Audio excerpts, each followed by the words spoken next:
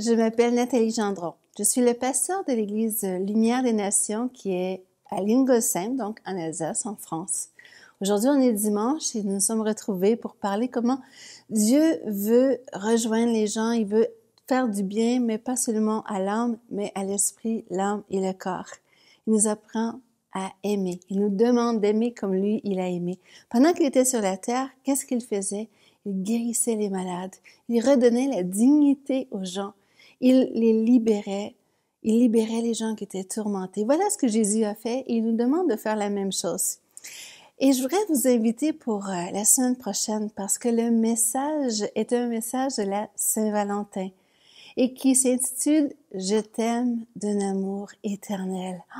Je t'aime d'un amour éternel. Vous savez, le plus grand besoin de l'être humain, c'est d'être aimé. Pourtant, en même temps, les gens ont l'impression d'être rejetés et il y a beaucoup de blessures qui sont causées à cause du rejet.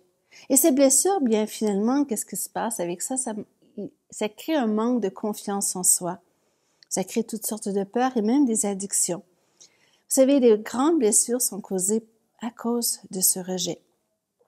Je t'aime d'un amour éternel. Voilà ce que sont les paroles de Dieu pour nous. Vous savez, il nous a créés et il sait vraiment ce dont nous avons besoin. Il connaît le besoin de l'être humain que celui d'être aimé. Il y a un chant de Dan Luton qui dit « Avant que la terre soit formée, nous étions déjà près de son cœur. » Et pour nous, il a tout donné pour que nous puissions vraiment être aimés et que nous puissions être libérés, que nous puissions être épanouis. La parole de Dieu nous invite à être enracinés et fondés dans son amour.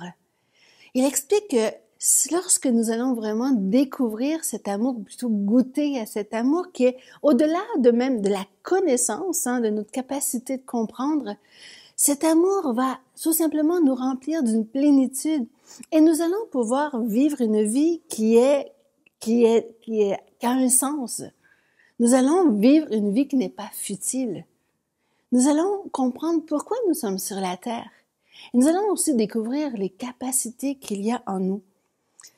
Le Seigneur nous invite à découvrir cet amour. Ne pas le découvrir, bien finalement, c'est être consigné à une vie, un train-train quotidien, à une vie de vanité, à une vie où quelque part nous sommes influencés par la peur d'être rejetés, la peur du regard des autres.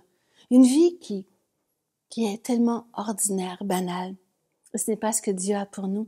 C'est pourquoi je vous invite à venir la semaine prochaine, donc dimanche, le 12 février à 10h, à l'église Lumière des Nations, au 4 square de Coubertin, à venir entendre les paroles que Dieu a pour vous. Vous ne pourrez pas faire autrement que de repartir de ce lieu changé, touché, et avec telle grande espérance, parce que Dieu vous aime plus que vous ne pouvez imaginer.